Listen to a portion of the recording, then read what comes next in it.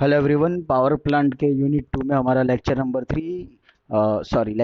2। मैंने बॉयलर्स के बारे में शुरुआत की थी। हाई प्रेशर बॉयलर के बारे में आपको समझाया था कि बॉयलर किस तरह से काम करता है, क्या क्या फंक्शन होते हैं, क्या क्लासिफिकेशन होता है। और लास्ट लेक्चर में हम लोगों ने लामोट बॉयलर के बारे में पढ़ा था। ठीक है, आज हम लोग नेक्स्ट पढ़ते हैं हमारे बेंसन बॉयलर के बारे में।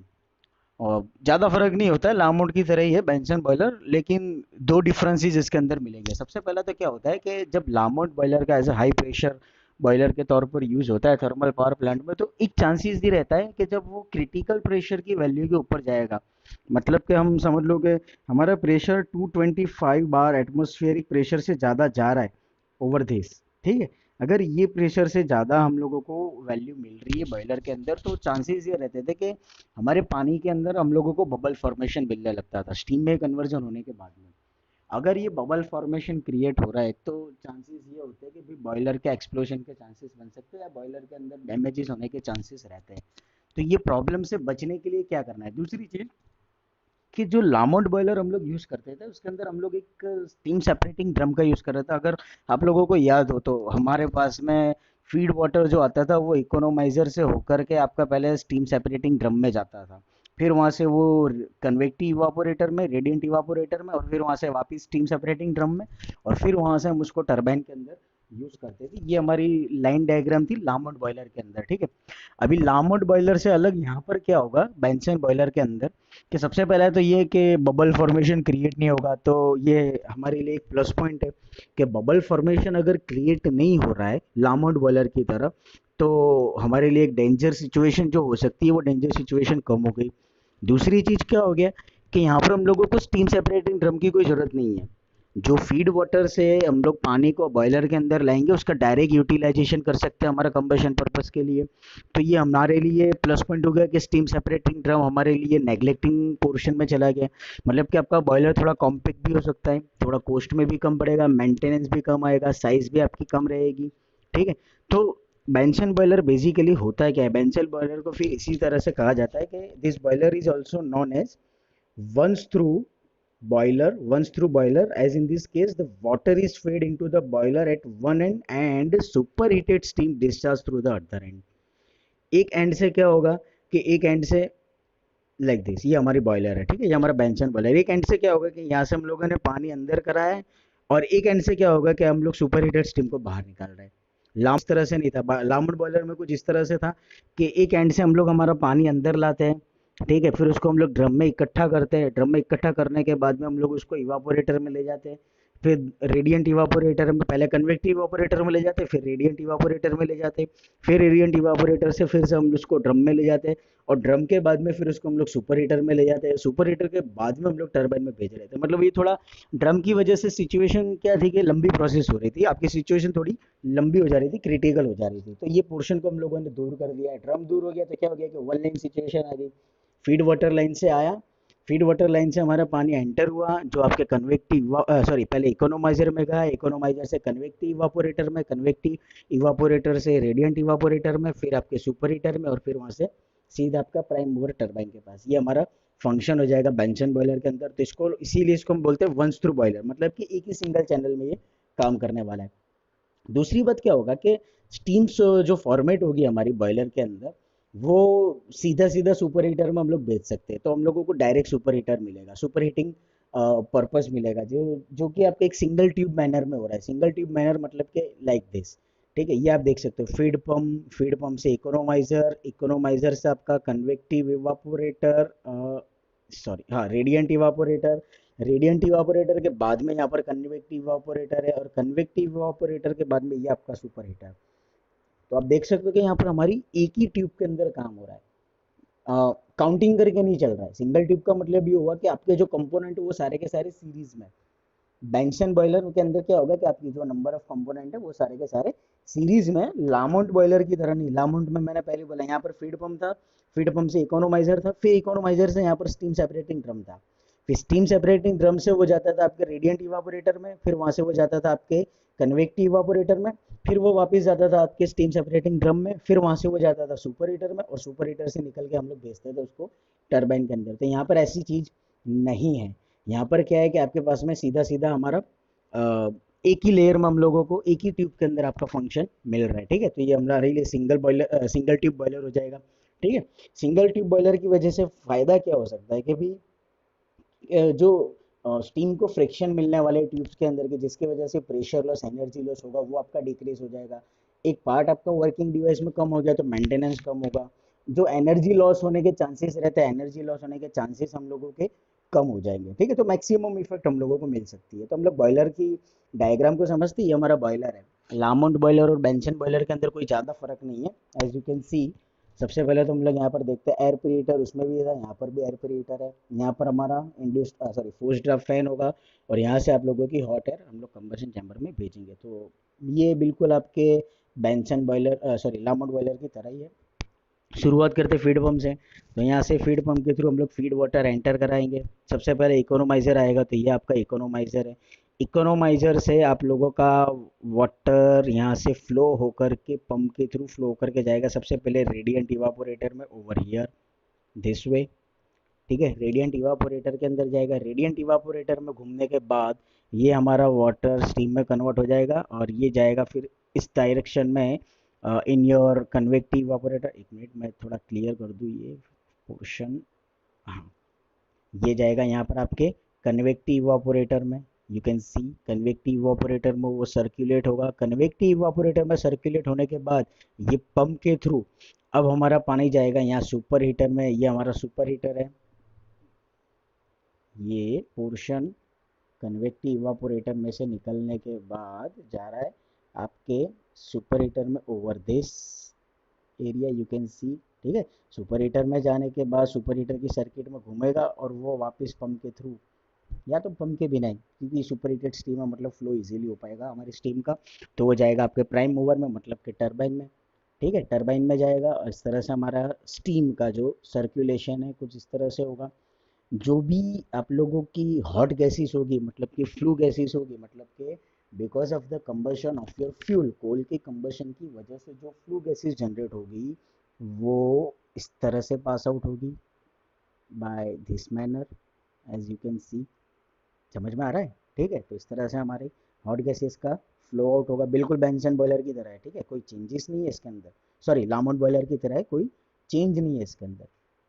तो ये हमारी कंस्ट्रक्शन हो गई। कंस्ट्रक्शन के बाद में हम लोग वर्किंग के बारे में पढ़ते, तो वर्किंग क्या होगा। बेंसन बॉयलर के अंदर क्या होगा, feed water sorry feed pump से हमारा फीड वाटर इकोनोमाइजर में आएगा। इकोनोमाइजर में क्या है कि यहाँ से आपकी फ्लू गैसेस कंटिन्यूसली पास हो रही है, जिस तरह से लामोट में था बिल्कुल वैसे ही। फ्लू गैसेस जो होगी वो रेडियंट इवापोरेटर के साइड में से जाएगी। मैंने लास्ट टाइम भी समझाया था, लामोट में बेंसन में भी यही है, रेडियंट इवापोरेटर है, मतलब रेडिएशन से हीट एनर्जी ट्रांसफर हो रही है। यहाँ पर कोई भी कांटेक्ट नहीं है आपकी ट्यूब के अंदर पानी घूम रहा है उसके बीच में, उसके साथ में, और आपकी फ्लू गैस के साथ में। आपकी जो फ्लू गैसेस होगी वो रेडियंट इवापोरेटर की कॉइल के सराउंडिंग में से पास होगा, उसके साथ में कांटेक्ट बना करके नहीं निकलेगा। अगर कांटेक्ट बना करके निकलता तो वो रेडियंट नहीं होता, वो फिर कन्वेक्टिव हो जाता, क्योंकि वहां पर कन्वेक्शन से हीट ट्रांसफर हो रही है। कन्वेक्टिव इवापोरेटर हमारा ऊपर की तरफ है, रेडियंट इवापोरेटर से ऊपर की तरफ हमारा कन्वेक्टिव इवापोरेटर है। हमारा कन्वेक्टिव इवापोरेटर यहाँ पर है। क्या होगा कि जो भी हॉट गैसेस होगी वो रेडियंट इवापोरेटर के ट्यूब से सराउंडिंग में से निकलेगी, तो वहाँ पर रेडिएशन से हीट एनर्जी ट्रांसफर होगी। फिर आपकी सुपर हीटर है, मतलब सुपर हीटर के कॉइल के साथ में मैक्सिमम सरफेस कांटेक्ट एरिया बनाएगा, यहाँ पर हीट ट्रांसफर करेगा। और फिर बाद में कन्वेक्टिव इवापोरेटर है, यहाँ पर हीट ट्रांसफर करेगा। और यही फ्लू गैसेस आपकी हॉट गैसेस इकोनोमाइजर के ट्यूब से भी पास होगी, और इकोनोमाइजर की ट्यूब से जब पास होगी तो यहाँ पर भी आप लोगों की हीट ट्रांसफर बिल्कुल होगी। किसके साथ? आपके फीड वाटर के साथ में।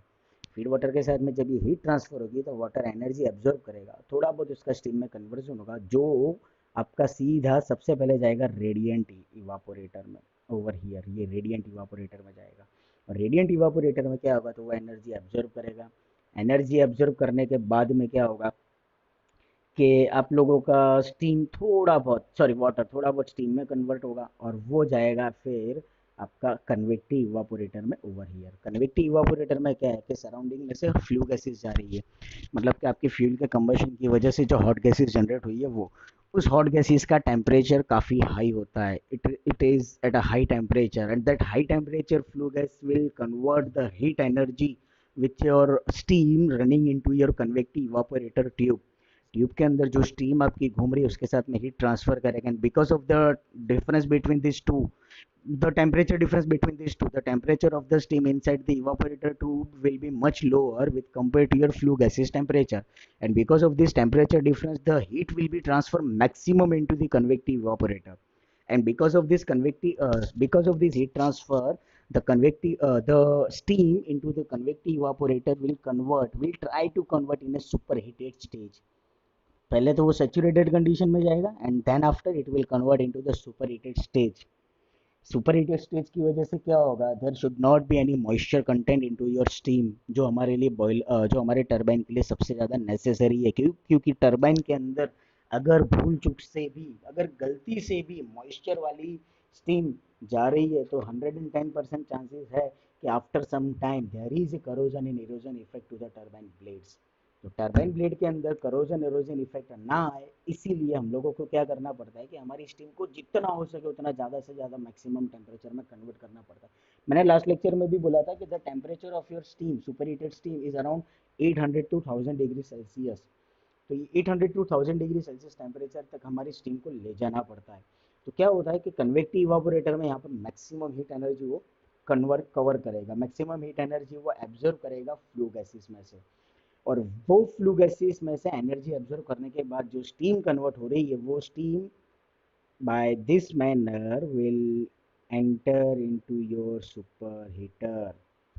अगेन सुपर हीटर जो है, सुपर हीटर के सराउंडिंग में से भी आप लोगों की फ्लू गैसेस जा रही है। आप लोगों को ये सवाल हो रहा होगा कि फ्लू गैसेस सबके साथ में कांटेक्ट बना करके जा रहा है तो कहाँ से इतनी हीट एनर्जी एब्जॉर्ब करेगा। तो इसमें ऐसा होता है कि फ्लू गैसेस थोड़ी थोड़ी मैनर में आप लोगों की पास आउट की जाती है। ऐसा नहीं कि सारी फ्लू गैसेस एक ही तरफ चली गई है, ठीक है। फ्लू गैसेस आप लोगों के कुछ पोर्शन जो होगा वो सुपर हीटर के साथ कांटेक्ट बना के जाएगा, कुछ कन्वेक्टिव इवापोरेटर के साथ, कुछ इकोनोमाइजर के साथ, जो मैक्सिमम होगी वो रेडियंट इवापोरेटर के सराउंडिंग में से निकलेगी। तो सुपर हीटर में क्या होगा कि भी सुपर हीटर के सराउंडिंग में भी, सॉरी, सुपर हीटर के ट्यूब के कांटेक्ट में भी आप लोगों की फ्लू गैसेस घूमेगी। अब क्या हो रहा है कि सुपर हीटेड ट्यूब के अंदर तो आप लोगों की जो स्टीम आ रही है वो ऑलरेडी सुपर हीटेड स्टेट में है, but if such in case अगर हम लोगों की प्रोड्यूस टीम उसके अंदर अभी भी मॉइस्चर प्रेजेंट है तो ये जो मॉइस्चर होगा इस मॉइस्चर को दूर करने का काम ये फ्लू गैसेस करेगा। फ्लू गैसेस की वजह से क्या होगा, again there is an heat transfer, convective process होगी, कन्वेक्शन प्रोसेस होगी, क्योंकि जो ट्यूब की सरफेस होगी उसका डायरेक्ट कांटेक्ट होगा आपकी फ्लू गैसेस के साथ, और ट्यूब के अंदर की जो सरफेस होगी उसका डायरेक्ट कांटेक्ट होगा आप लोगों की हॉट स्टीम के साथ। तो हॉट स्टीम अंदर का टेम्परेचर ऑलरेडी ज़्यादा है, हॉट फ्लू गैस आउटसाइड का उसका टेम्परेचर भी ज़्यादा है, लेकिन अगर और भी टेम्परेचर डिफरेंस क्रिएट इन दोनों के बीच में हो रहा है तो फिर से हीट ट्रांसफर होगी फ्रॉम हायर टू लोअर। मतलब कि आप लोगों की हॉट फ्लू गैसेस का टेम्परेचर ज़्यादा है, वो हीट ट्रांसफर करेगा आपकी लोअर टेम्परेचर वाली हॉट स्टीम को। हॉट स्टीम का टेम्परेचर लोअर किसके कंपेयर में होगा, तो हॉट फ्लू गैस के कंपेयर में होगा। मतलब यहाँ पर भी फिर से हीट ट्रांसफर होगी, और फिर से हीट ट्रांसफर होने की वजह से क्या होगा कि बाय चांस अगर मॉइस्चर कंटेंट है तो वो मॉइस्चर यहाँ पर रिमूव हो जाएंगे। अब मॉइस्चर रिमूवल की वजह से क्या होगा कि आपको और भी ज़्यादा सुपर हीटेड फेस स्टीम का मिल जाएगा, और वो स्टीम फिर यहाँ से हम लोग भेज देते हैं टरबाइन की तरफ। और टरबाइन के अंदर क्या होगा कि आप लोगों की ये हॉट स्टीम, मतलब कि सुपर हीटेड स्टीम टरबाइन की ब्लेड के साथ स्ट्राइक करेगा। टरबाइन की ब्लेड के साथ स्ट्राइक करने की वजह से आपकी टरबाइन की ब्लेड घूमेगी और साफ्ट घूमेगी, उसकी वजह से आपकी टरबाइन के साफ्ट के साथ में जनरेटर होता है, जनरेटर घूमेगा and you can produce an electricity. फिर बात करते हैं हम आगे की तरफ कि जो हॉट गैसेस अभी आगे गई है इकोनोमाइजर के बाद, एयर प्री हीटर। तो जिस तरह से लामोंट में था बिल्कुल इसी तरह से कि फोर्स्ड ड्राफ्ट फैन की वजह से जो कोल्ड एयर, मतलब कि एटमॉस्फेरिक एयर आपके एयर प्री हीटर में आ रही है, वो एयर प्री हीटर के अंदर अब यहाँ से जो आपकी हॉट गैसेस जाएगी उसका टेम्परेचर आपके एटमॉस्फेरिक एयर से बहुत ज़्यादा है। तो क्या होगा कि यहाँ पर फिर से हीट ट्रांसफर होगी, कन्वेक्शन प्रोसेस ही होगा, यहाँ पर भी कन्वेक्शन प्रोसेस ही होगा, और हीट ट्रांसफर होगी किसके बीच में, तो hot flue gases and your atmospheric air. उसकी वजह से क्या होगा कि एटमॉस्फेरिक एयर भी हीट एब्जॉर्ब करेगा, और उसके अंदर अगर कोई मॉइस्चर है, क्योंकि एटमॉस्फेरिक एयर है तो मतलब डेफिनेटली मॉइस्चर कंटेंट होने के चांसेस है, तो जो भी मॉइस्चर कंटेंट होगा आपके एटमॉस्फेरिक एयर के अंदर वो मॉइस्चर टोटली रिमूव हो जाएगी, ठीक है। और वो रिमूव्ड मॉइस्चर वाली एयर जो होगी जिसको हम लोग हॉट एयर बोलते हैं, वो हॉट एयर फिर आपके कंबशन चैम्बर में भेजी जाती है। कंबशन चैम्बर मतलब आपके बॉयलर की फर्नेस। और फिर उसका यूटिलाइजेशन किया जाता है कंबशन प्रोसेस के अंदर की, क्योंकि कंबशन करना है तो ऑक्सीजन की ज़रूरत पड़ेगी। मतलब कि ये जो ऑक्सीजन यहाँ पर होगा, उस ऑक्सीजन को हम लोगों ने ड्राई फॉर्म में कन्वर्ट किया है, और वो फिर हम लोग यूज़ करते हैं हमारे कंबशन चैम्बर में, मतलब कि फर्नेस के अंदर। तो ये था हमारे बेंसन बॉयलर का वर्किंग। अब एडवांटेज क्या होते हैं? सिंपल एडवांटेज है कि भाई the generation of steam in evaporating tube at pressure higher than critical pressure, therefore there is no require any evaporator drum, जो कि आपके लामोंट बॉयलर में था। There is no drum, total weight of boiler is 20% less. मैंने पहले बोला steam separating drum हम लोगों ने कम कर दिया, तो मतलब हमारी कॉम्पैक्ट साइज होगी ये लामोंट की कंपेयर में। Natural circulation boiler requires expansion joints but it does not require in Benson boiler. Benson boiler के अंदर हम लोगों को कोई जॉइंट्स की जरूरत नहीं पड़ेगी। क्यों? क्योंकि सिंगल ट्यूब है। ठीक है, सिंगल ट्यूब की वजह से क्या होगा, क्विकली हम लोगों को फ्लो मिलेगा हमारे ट्यूब का, हमारे स्टीम का, सॉरी, हमारे स्टीम का हमारी ट्यूब्स के अंदर। फिर the erection of the Bunsen boiler is easier and quicker as all the parts are welded at site. Simple joints होते हैं, मतलब हम लोग उसका इजीली मेंटेनेंस कर सकते हैं। Superheated of Bunsen boiler is integral part of the flow circulation and hence no special starting arrangement for superheater required. Superheater को स्टार्ट करने के लिए कोई स्पेशल ज़रूरत नहीं है। ठीक है, उसका ऐसे हम लोग यूटिलाइजेशन कर सकते हैं, क्योंकि इंटीग्रल पार्ट है, उसके अंदर ही मर्ज किया हुआ है। लामोंट की तरह नहीं कि भाई स्टीम सेपरेटिंग ड्रम के साथ में हो, इस तरह से नहीं। सिंगल ट्यूब में लाइन डायग्राम के अंदर ही पैरेलल, सॉरी, सीरीज में आ रहा है, इसीलिए उसको स्टार्ट करने के लिए कोई ज़रूरत नहीं है। अगर क्या होगा, and second one, next one, at the part and at part and overload the Benson boiler can operated economically by varying temperature and pressure. मैं मतलब हम लोग अरेंजमेंट कर सकते हैं कि हम लोगों को अभी स्टीम की इतनी टेम्परेचर की रिक्वायरमेंट है, प्रेशर का इतना रिक्वायरमेंट है, मतलब हम लोग मैनेज कर सकते हैं, रेगुलेट कर सकते हैं हमारे बॉयलर को कि रिक्वायरमेंट के हिसाब से, डिजायर टेम्परेचर के हिसाब से, डिजायर प्रेशर के हिसाब से हम हमारे बॉयलर को चलाएं, और एक कांस्टेंट टेम्परेचर और प्रेशर हमारे बॉयलर का मेंटेन कर सके। Benson boiler is very suitable for fluctuating demand. जैसे कि ऊपर हम लोगों ने देख लिया, अगर हम लोग एडजस्ट कर सकते हैं प्रेशर और टेम्परेचर को, तो फ्लक्चुएट भी कर सकते हैं। कभी ज़्यादा लोड है तो उसको हैवी लोड पर चलाओ, मीडियम लोड है तो मीडियम लोड की रिक्वायरमेंट हो मीडियम लोड पर चलाओ, और कम रिक्वायरमेंट हो लोअर लोड पर चलाओ। फिर high generation rate of steam hence very suitable for power generating plant, मतलब हाई प्लांट के लिए, हाई लोड वाले, हाई मेगावाट वाले, 250 मेगावाट है, 300 मेगावाट है, 400 मेगावाट जैसे पावर प्लांट होते हैं, तो यहाँ पर हम लोग बेंसन बॉयलर का यूज़ कर सकते हैं। डिसएडवांटेज में क्या होगा कि भी salt deposition, sediment on inner surface of water tube, water है तो थोड़ा बहुत सॉल्ट प्रोपोर्शन रहने के चांसेस रहते हैं। ज़रूरी नहीं है कि हम लोग pH 7 कर दें हमारे पानी का और 100% प्योर वाटर हमको मिल जाए, ये ज़रूरी नहीं है। तो सॉल्ट डिपोजिशंस लगने के चांसेस होते हैं। और दूसरा चांसेस होगा कि अगर ध्यान ना दिया जाए तो ओवर हीटिंग के चांस रहते हैं, जिसकी वजह से बॉयलर के ब्लास्ट होने के चांसेस रह जाते हैं। तो इस प्रॉब्लम से बचने के लिए सिर्फ एक ही चीज़ किया जाता है कि ध्यान रखना पड़ता है हमारे सेफ्टी डिवाइसेस पर, जैसे कि प्रेशर एक्सेडिंग लेवल पर पहुंच ना जाए, उससे ज़्यादा ना पहुंच जाए, टेम्परेचर आपका ज़्यादा ना हो, ओवर हीट ना हो। जो हम लोगों का प्लग होता है अंदर के, अगर हमारा टेम्परेचर ज़्यादा हो रहा है तो प्लग का पॉइंट जो वो मेल्ट हो जाए और ओवर हीटिंग से बच सके, तो ये सारे प्रिकॉशंस हम लोगों को बॉयलर के अंदर रखने पड़ते हैं। तो ये था Benson boiler completely. Benson boiler GTU में आईएमपी है, 4 मार्क्स या 7 मार्क्स में आप लोगों को पूछ सकते हैं, विथ नीट क्लीन फिगर आप लोगों को आपका एक्सप्लेनेशन देना है। आई होप कि आपको इसमें समझ में आया होगा। अगर कोई क्वेश्चन हो तो आप मुझसे ज़रूर पूछ सकते हैं। Thank you so much.